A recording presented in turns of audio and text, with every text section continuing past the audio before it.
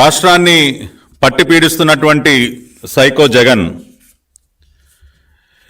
ఈ రోజున రాష్ట్ర వ్యాప్తంగా ఎక్కడ చూసినా కూడా మనకి ఆందోళనలు, ఉద్యమాలు, వాటిపైన లాఠీ చార్జీలు, పోలీసుల దాష్టికాలే మనకు కనపడతాయి. వివిధ వర్గాల వారు, అది అంగన్వాడీ వర్కర్స్ కానివ్వండి, మున్సిపల్ శానిటేషన్ వర్కర్స్ కానివ్వండి, సర్వశిక్ష అభియాన్ ఎంప్లాయీస్ కానివ్వండి, ఇట్లా మీరు అనేక వర్గాల వారు ఈ రోజున, లేదంటే ఇప్పుడు 104, 108 అంబులెన్సులు నిర్వహించినటువంటి సిబ్బంది కానివ్వండి, ఎటువైపు చూసినా కూడా దగా పడినటువంటి పరిస్థితుల్లో ఈ రాష్ట్ర ముఖ్యమంత్రి జగన్ రెడ్డి చేతిలో మోసపోయినటువంటి పరిస్థితుల్లో వారందరూ కూడా రోడ్లపైకి వచ్చి ఆందోళన చేస్తున్నారు.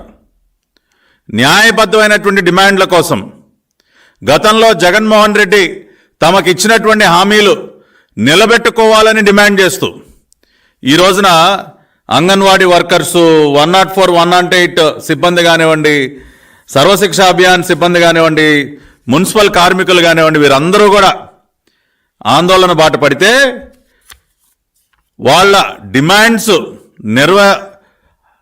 డిమాండ్స్ను విని అర్థం చేసుకుని వాటిని ఆమోదించే ప్రయత్నం చేయకపోగా, వారి డిమాండ్స్ని నెరవేర్చే ప్రయత్నం చేయకపోగా అత్యంత దుర్మార్గంగా ఎస్మా చట్టాన్ని ప్రయోగిస్తుంది జగన్మోహన్ రెడ్డి ప్రభుత్వం. నిజంగా ఎంత మానవత్వం లేకుండా. మొన్న ఒక జీవో, ఒక గెజెట్ని విడుదల చేసి జనవరి 6, 2024 ఎస్మా చట్టాన్ని ప్రయోగించి ఈ ఆందోళనల పైన నిషేధాన్ని విధించి ఉక్కుపాదంతో తమ న్యాయబద్ధమైనటువంటి డిమాండ్స్ నెరవేర్చుకోవటం కోసం ఆందోళన బాట పట్టినటువంటి అంగన్వాడీ కార్యకర్తలపైన కానివ్వండి, అంగన్వాడీ వర్కర్స్ పైన కానివ్వండి, మిగతా అనేక వర్గాలపైన ప్రభుత్వం ఒక పక్కన పోలీసు లాఠీలతో వాళ్ళని చితకబాదటమే కాకుండా essential services maintenance act ESMA చట్టాన్ని కూడా, గతంలో అంగన్వాడీ వర్కర్స్ ఎవరు కూడా ఎసెన్షియల్ సర్వీసెస్ కింద రారండి, లేదు, చట్ట ప్రకారం వాళ్ళు ఎసెన్షియల్ సర్వీసెస్ కింద లేరు. అయినా కూడా చట్టాలను ఉపయోగించి వాళ్ళ ఆందోళనల్ని అణిచివేయటం కోసం కొత్తగా అంగన్వాడీ వర్కర్స్ని ఎసెన్షియల్ సర్వీసెస్ కిందకి తీసుకొచ్చి declaration of services rendered by anganwadi workers and helpers as essential services, వాళ్ళను కొత్తగా ఎసెన్షియల్ సర్వీసెస్లోకి తీసుకొచ్చి ఎస్మా చట్టాన్ని వారిపైన ప్రయోగించినటువంటి దుర్మార్గుడు ఈ రాష్ట్ర ముఖ్యమంత్రి జగన్మోహన్ రెడ్డి. మా ప్రభుత్వం లాగా గతంలో ఏ ప్రభుత్వం పనిచేయలేదు. మా ప్రభుత్వం ప్రజల బాగోగులు చూసుకున్నట్టు మరి ఏ ఇతర ప్రభుత్వం కూడా ప్రజాక్షేమాన్ని పట్టించుకోలేదని చెప్పి మాయమాటలు, అత్యంత అమాయకంగా మాట్లాడేటటువంటి రాష్ట్ర ముఖ్యమంత్రిని అడుగుతున్నాం, ఇదేనా మీ ప్రభుత్వానికి ఉన్నటువంటి మానవత్వం?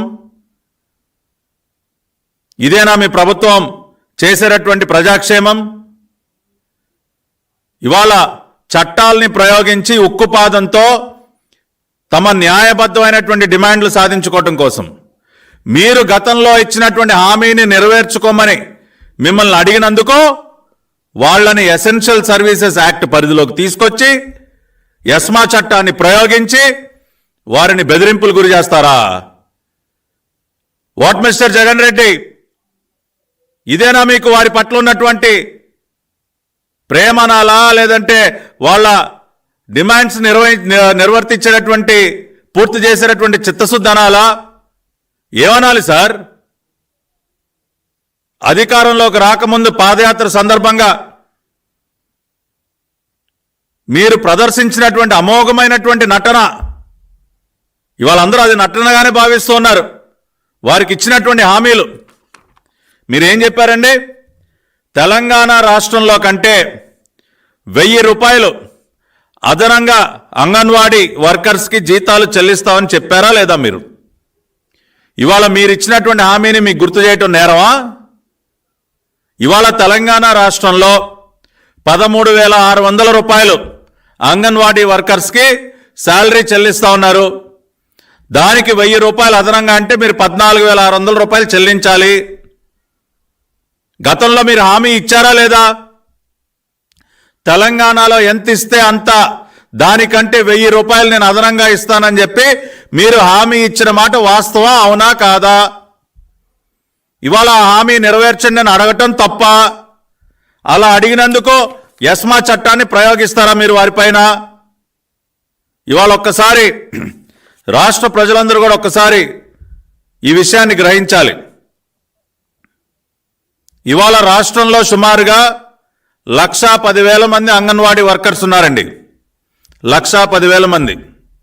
గతంలో నారా చంద్రబాబు నాయుడు గారు 4,500 మాత్రమే ఉన్నటువంటి అంగన్వాడీ వర్కర్స్ జీతాన్ని 150% పెంచి దాదాపుగా 10,500 చేశారు. 4,500 ఉన్నటువంటి జీతాన్ని 10,500 రూపాయలకి పెంచారు. అంటే 6,000 రూపాయలు అంగన్వాడీ వర్కర్స్ యొక్క జీతాన్ని నారా చంద్రబాబు నాయుడు గారు 2014-19 మధ్య పెంచి వాళ్ళకి న్యాయం చేసే ప్రయత్నం చేశారు. 6,000 రూపాయలు. కానీ ఇవాళ ఈ రాష్ట్ర ముఖ్యమంత్రి చేసింది ఏంటంటే, ఏదో చిల్లర విసిరేసినట్టు ఒక 1,000 రూపాయలు పెంచి 10,500ని 11,500 చేసి చేతులు దులుపుకున్నాడు. తెలంగాణ కంటే అధికంగా ఇస్తాను, ఒక 1,000 అధికంగా ఇస్తాను అన్నటువంటి హామీ ఈ రోజున ఏమైందని అడుగుతా ఉన్నాం. నువ్వు నీ హామీని నిలబెట్టుకోవాలంటే ఈ రోజున అంగన్వాడీ వర్కర్స్కి కనీసంగా ప్రాథమికంగా వాళ్ళకి 14,600 రూపాయలు చెల్లించాలి. ఇవాళ ఇస్తున్నటువంటి 11,500కి ప్రాథమికంగా వాళ్ళకి ఇంకా 3,100 పెంచి 14,600 చెల్లించాలి. ఏ హామీ గుర్తు చేయటం తప్ప? ఇవాళ అదనంగా మీ పైన పడేటటువంటి భారం ఎంతండి? ఇది కూడా ఒక్కసారి రాష్ట్ర ప్రజలందరూ అర్థం చేసుకోండి. ఇవాళ ఏదో మొయ్యలేనటువంటి భారం ఏం పడట్లేదే, గొంతమ్మ కోరికలేం కోరట్లేదు అంగన్వాడీ వర్కర్సు.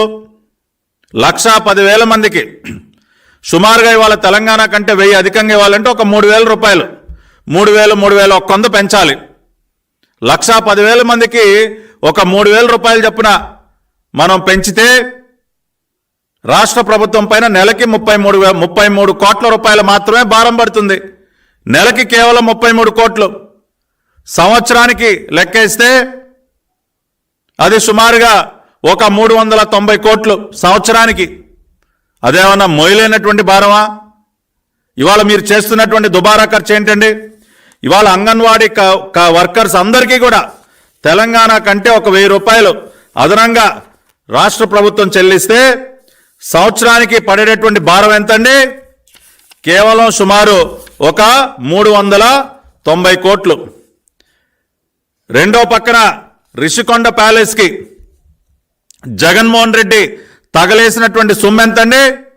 రిషికొండకి గుండు కొట్టించి అక్కడ ఒక విలాసవంతమైనటువంటి ప్యాలెస్ కట్టుకోవడానికి జగన్మోహన్ రెడ్డి తగలేసినటువంటి సొమ్ము అక్షరాల 433 కోట్లు. రిషికొండలో సీఎం క్యాంపు కార్యాలయానికి 433 కోట్లు. విలాసవంతమైన భవనాలు, ఆధునిక సౌకర్యాలు. ఏమండి జగన్ రెడ్డి గారు, మీరు రిషికొండ ప్యాలెస్కి తగలేసినంత చెయ్యదు సార్.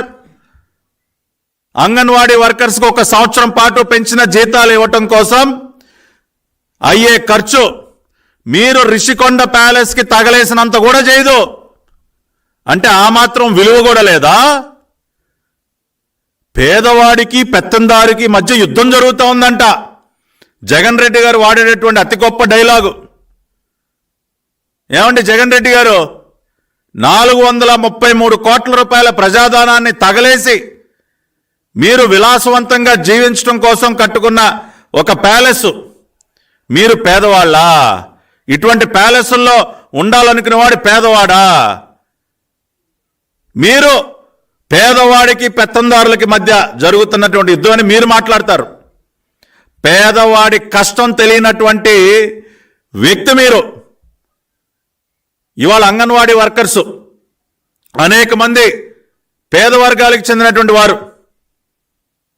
వారికి 3,000 రూపాయల జీతం మీరు ఇచ్చినటువంటి హామీ నిలబెట్టుకోవడం కోసం ఖర్చు చేయడానికి మనసు రాదు. మీరు మాత్రం 433 కోట్లతో ప్యాలెస్ కట్టుకుంటారు.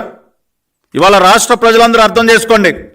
సంవత్సరానికి అంగన్వాడీ వర్కర్స్కి జగన్మోహన్ రెడ్డి గారు ఇచ్చిన హామీ ప్రకారం తెలంగాణ కంటే 1,000 అదనంగా చెల్లిస్తే సుమారుగా 390 కోట్ల రూపాయలు మాత్రమే అదనంగా ఖర్చు అవుతుంది రాష్ట్ర బడ్జెట్కి.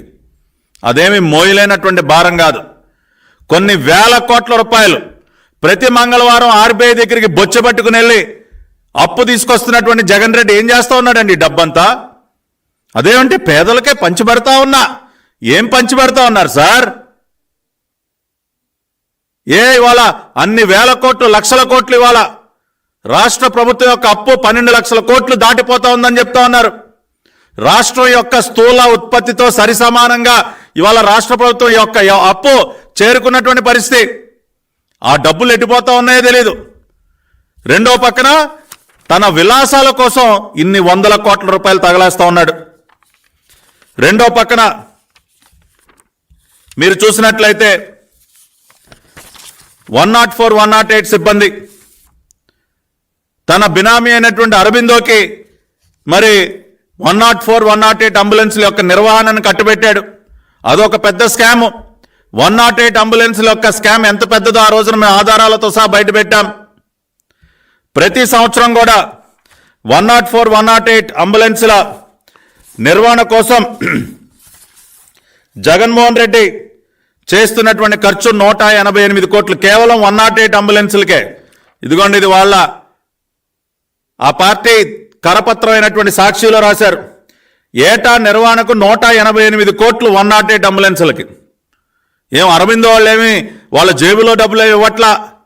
కానీ అదే అరబిందో సంస్థ ఇన్ని కోట్ల రూపాయలు ప్రభుత్వం దగ్గర నుంచి తీసుకుంటూ నిర్వహణ పేరుతో ఏటా 188 కోట్లు, కనీసం జీతాలు కూడా చెల్లించట్లా. దాదాపుగా మరి 2 నెలలుగా వాళ్ళకి జీతాలు లేవు. 2 నెలల జీతాలే కాకుండా 3 ఏళ్లుగా బోనస్ ఇవ్వట్లేదు. బోనస్ బకాయి దాదాపుగా 50 కోట్లు. జీతాల బకాయిలు చూస్తే అది సుమారుగా ఇంకొక 25 కోట్లు 2 నెలలకు కలిపి దాదాపుగా 75 కోట్ల రూపాయలు వాళ్ళ బకాయిలు పెట్టారు. కనీసం ప్రావిడెంట్ ఫండ్ కూడా వాళ్ళకి అరబిందో కంపెనీ తన వాటాగా చెల్లించాల్సిన ప్రావిడెంట్ ఫండ్ కూడా చెల్లించట్లేదు. మరి ఎక్కడికి పోతా ఉన్నాయండి డబ్బులు? ఒక పక్కన ప్రభుత్వం ఏటా 188 కోట్ల రూపాయలు అరబిందోకి చెల్లిస్తుంటే వాళ్ళు మాత్రం జీతాలు ఇవ్వరు. కానీ అదే అరబిందో కంపెనీకి అరబిందో రియాలిటీ చేతికి రామాయపట్నం పోర్టు కనీసం 104, 108 అంబులెన్స్ల సిబ్బందికి జీతాలు చెల్లించినటువంటి ఒక కంపెనీకి రామాయపట్నం పోర్టు కట్టబెడతాడు ఈ రాష్ట్ర ముఖ్యమంత్రి. అంతేకాకుండా సోలార్ పవర్ పార్కులు అరబిందో కంపెనీకి అవుకు దగ్గర ఒక 800 మెగావాట్లు, సింగనమల్ల దగ్గర ఇంకొక 800 మెగావాట్లు, దాదాపుగా 4,800 కోట్ల రూపాయలు విలువ చేసేటటువంటి సోలార్ పవర్ ప్రాజెక్టులని కనీసం 108, 104 అంబులెన్స్ల సిబ్బందికి జీతాలు కూడా ఇవ్వనటువంటి ఒక సంస్థకి కట్టుబెడతారు. దాదాపుగా 12-13 వేల ఎకరాల భూములు కూడా అరబిందో కంపెనీకి కట్టుబెడతారు. ఏమండి జగన్ రెడ్డి గారు, అంబులెన్స్ల సిబ్బందికి కూడా జీతాలు ఇవ్వనటువంటి కంపెనీకి ఈ రకంగా దోచిపెడతారా మీరు? మీరు కొయ్యి కొయ్యి కొయ్యి అని చెప్పి అంబులెన్స్లు వచ్చేసి ప్రాణాలు కాపాడుతూ ఉన్నాయి, ప్రజల ఆరోగ్యాలు కాపాడుతూ ఉన్నాయని చెప్పి చాలా డ్రామాటిక్గా మాట్లాడతారు. ఇవాళ కొయ్యి కొయ్యి కొయ్యి కాస్త కుయ్యో మర్రో అంటా ఉన్న అంబులెన్స్లని కూడా సిబ్బంది వాళ్ళ ఆందోళన బాట పట్టినటువంటి పరిస్థితి. దీనికేమి జవాబు చెప్తారు? 188 కోట్లు ప్రతి సంవత్సరం అరబిందో కంపెనీకి చెల్లిస్తా ఉంటే వాళ్ళకి ఎందుకు ఆ జీతాలు అందట్లేదని మేము అడుగుతా ఉన్నాం. ఇంకొక పక్కన మున్సిపల్ కార్మికులు వాళ్ళు ఇవాళ పెద్ద ఎత్తున ఆందోళన చేస్తూ ఉన్నారు. చెత్త పైన కూడా పన్నేసినటువంటి చెత్త ప్రభుత్వం మీది. చెత్త పైన కూడా పన్నేశారు కదా సార్. ఏమరా పన్నుల డబ్బులను ఏమవుతా ఉన్నాయి? ఇవాళ ఫ్రంట్ లైన్ వారియర్స్గా శానిటరీ వర్కర్స్ కోవిడ్ సమయంలో తమ ప్రాణాలకి తెగించి పనిచేశారండి sanitary workers, front line warriors. ఆ రకంగా కోవిడ్ సమయంలో పరిశుభ్రతను మెయింటైన్ చేస్తూ వాళ్ళ ప్రాణాలను కూడా లెక్క చేయకుండా పనిచేసినటువంటి వారిని వాళ్ళు మీరు రోడ్డును పడేస్తారా? వాళ్ళు అడుగుతున్నది ఏంటి? కనీస వేతనాన్ని చెల్లించమని అడుగుతూ ఉన్నారు. మినిమం వేజ్ మాకు చెల్లించండి సార్ అంటే అది కూడా దానిపైన కూడా మీకు శ్రద్ధ లేదా? కోవిడ్ సమయంలో దాదాపు 50 మందికి పైగా కార్మికులు కోవిడ్తో మరణిస్తే 50 లక్షల రూపాయలు చొప్పున ఆర్థిక సహాయం చేస్తానని చెప్పి ఇప్పటివరకు ₹1 కూడా చెల్లించలేదు వాళ్ళకి. కోవిడ్లో తమ ప్రాణాలు తెగించి పనిచేసినటువంటి శానిటరీ వర్కర్స్కి ఆ రోజున ప్రాణాలు కోల్పోయిన వరకు ₹1 కూడా చెల్లించలేదు. మీది మనసున్న ప్రభుత్వం ఎలా అవుతుందండి? ఇవాళ రాష్ట్రం మొత్తం చెత్త పేరుకుపోతుంది. ఇవాళ మనం చూసినట్లయితే 26,000 రూపాయలు కనీస వేతనం కోసం వాళ్ళు డిమాండ్ చేస్తూ ఉన్నారు. చాలామందికి మరి ఈ రోజున 18,000 లేదంటే 21,000 చొప్పున వాళ్ళకి జీతాలు అంతూ ఉన్నాయి. కొద్దిపాటి పెంపుదలతో మాకు న్యాయం చేయండి అని వాళ్ళు పోరాడుతూ ఉంటే దానిపైకి మీ మనసు వెళ్ళదు. అంతేకాకుండా సర్వశిక్ష అభియాన్ సంబంధించి దాదాపుగా 21,000 మంది మరి వాళ్ళు ఆందోళన చేస్తూ ఉన్నారు, వాళ్ళకి జీతాలు దక్కట్లేదని చెప్పి. దీనికి సంబంధించి 60% కేంద్ర ప్రభుత్వం భరిస్తుంది. ఈ జీతభత్యాలకు సంబంధించి 60% కేంద్ర ప్రభుత్వం తన వాటాగా చెల్లిస్తుంది. మొత్తం రాష్ట్ర ప్రభుత్వం పైన కూడా భారం పడినటువంటి పరిస్థితి లేదు. కానీ రాష్ట్ర ప్రభుత్వం తన వాటాగా విడుదల చేయాల్సినటువంటి ఆ 40% కూడా విడుదల చేయకపోయేసరికి వాళ్ళకి సరిగ్గా జీతాలు రావట్లేదు. వాళ్ళు ఇవాళ ఆందోళన బాట పట్టారు. అంటే రాష్ట్ర ప్రభుత్వం తన వాటాగా చెల్లించాల్సినటువంటి సొమ్ము కూడా కేంద్ర ప్రభుత్వం ఒక పక్కన 60% నిధులు కేంద్ర ప్రభుత్వం భరిస్తూ ఉంటే రాష్ట్ర ప్రభుత్వం తన వాటా కూడా చెల్లించకపోయేసరికి ఇవాళ సర్వశిక్ష అభియాన్ ఉద్యోగస్తులందరూ కూడా ఆందోళన చేస్తూ ఉన్నారు. ఈ రకంగా ఒక అంగన్వాడీ వర్కర్స్ కానివ్వండి, ఇవాళ మున్సిపల్ శానిటరీ కార్మికులు కానివ్వండి, సర్వశిక్ష అభియాన్ ఉద్యోగస్తులు కానివ్వండి, 104, 108 సిబ్బంది కానివ్వండి, ఇట్లా వీళ్ళందరూ కూడా తమ న్యాయబద్ధమైనటువంటి డిమాండ్ల కోసం వాళ్ళు ఆందోళన చేస్తూ ఉంటే కనీసం వాళ్ళ డిమాండ్స్ నెరవేర్చేటటువంటి కనీసం ప్రయత్నం చేయకపోగా ఇవాళ వాళ్ళ పైన ఎస్మా చట్టాలు ప్రయోగించి వాళ్ళ ఆందోళనల్ని అణిచివేసే ప్రయత్నం చేస్తూ ఉంది. రెండో పక్కన తమ విలాసాల కోసం ఇవాళ ఒక్క రిషికొండ ప్యాలెసే కాదు, మీరు చూసినట్లయితే తమ ప్రకటనల కోసం చేసినటువంటి ఖర్చు ఎంత? ప్రజాధనం మొత్తం సొంత పత్రికకే, ఒక్క సాక్షి పత్రికకే ఇవాళ ఫుల్ పేజ్ అడ్వర్టైజ్మెంట్ల రూపంలో ఎంత దోచిపెట్టారు? ఎన్ని 100 కోట్లు దోచిపెట్టారు సార్? ఇవాళ మీ ప్రకటనల దుబారా ఖర్చు ఎంత? ఇవాళ మీ ప్యాలెస్ల ఖర్చు, మీ ప్యాలెస్లో విలాసవంతమైనటువంటి సౌకర్యాలు ఏర్పాటు చేసుకోవటం కోసం మీరు చేసేటటువంటి ఖర్చు, ప్రకటనలకి మీరు తగలేసేటటువంటి సొమ్ము, అదేవిధంగా రంగులపై ఉన్న శ్రద్ధ పేదలపై ఏది? ఇవాళ రంగులకే కొన్ని 1000 కోట్లు తగలేశారు కదా సార్, మీరు రంగులకు తగలేశారు. ప్రకటనలకి ఈ 5 సంవత్సరాల కాలంలో మీరు అడ్వర్టైజ్మెంట్లకి దాదాపు 1000-1500 కోట్లు దానికి తగలేశారు, రంగులకు తగలేశారు, మీ ప్యాలెస్లకు తగలేశారు. ఇవాళ ఒక్క రిషికొండ ప్యాలెసే కాకుండా మీరు గతంలో మీ తాడేపల్లి ప్యాలెస్ బ్యూటిఫికేషన్, దానికోసం మీరు ఇచ్చినటువంటి జీవోలు, తాడేపల్లి ప్యాలెస్ బ్యూటిఫికేషన్కి డబ్బులు తగలేస్తారు. ఇడుపులపాయలో మీ ప్యాలెస్ కోసం డబ్బులు తగలేస్తారు. ఈ రకంగా మీ ప్యాలెస్ల ఖర్చు కానివ్వండి, మీ ప్రకటనల ఖర్చు కానివ్వండి, మీ రంగుల పిచ్చకి మీరు తగలేసినటువంటి ఖర్చు కానివ్వండి, వీటన్నిటినీ పోల్చుకుంటే ఇవాళ ఆందోళన చేస్తున్నటువంటి వివిధ వర్గాల డిమాండ్ల విలువ ఎంత సార్? ఇవాళ సూటిగా అడుగుతా ఉన్నాం. ఇవాళ తమ న్యాయబద్ధమైనటువంటి డిమాండ్ల కోసం ఆందోళన చేస్తున్నటువంటి వివిధ వర్గాల డిమాండ్ల మొత్తం విలువ కూడా మీరు తగలేసినటువంటి సొమ్ములో సగం కూడా చేయదు మిస్టర్ జగన్మోహన్ రెడ్డి. ఇవాళ నేను రిషికొండ ప్యాలెస్ ఉదాహరణ చెప్పాను. అంగన్వాడీ వర్కర్స్కి సంబంధించి తెలంగాణ కంటే 1,000 రూపాయలు అదనంగా చెల్లించాలన్న మీ హామీ నెరవేర్చాలంటే మీకు అదనంగా నెలకి 33 కోట్లు మాత్రమే భారం పడేది. సంవత్సరానికి కేవలం సుమారు 390 కోట్లు. కానీ ఒక్క రిషికొండ ప్యాలెస్కే మీరు ఎంత తగలేశారు? 433 కోట్లు. సో ఇవాళ సూటిగా అడుగుతా ఉన్నాం, అంగన్వాడీ వర్కర్స్ యొక్క న్యాయబద్ధమైనటువంటి డిమాండ్ విలువ మీ రిషికొండ ప్యాలెస్ అంత కూడా చేయదండి. అంటే 1,10,000 మంది జీవితాలు ఇవాళ మీ రిషికొండ ప్యాలెస్ విలువ కూడా చెయ్యట్లా మీ దృష్టిలో. 1,10,000 మంది జీవితాల కంటే ఇవాళ మీ ప్యాలెసే మీకు ముఖ్యమైపోయిందా మిస్టర్ జగన్మోహన్ రెడ్డి? మీ ప్యాలెస్కు మాత్రం విచ్చలవిడిగా డబ్బులు ఖర్చు పెట్టడానికి మీ దగ్గర ఉంటాయి, మీ ఖజానాలో సొమ్ములు.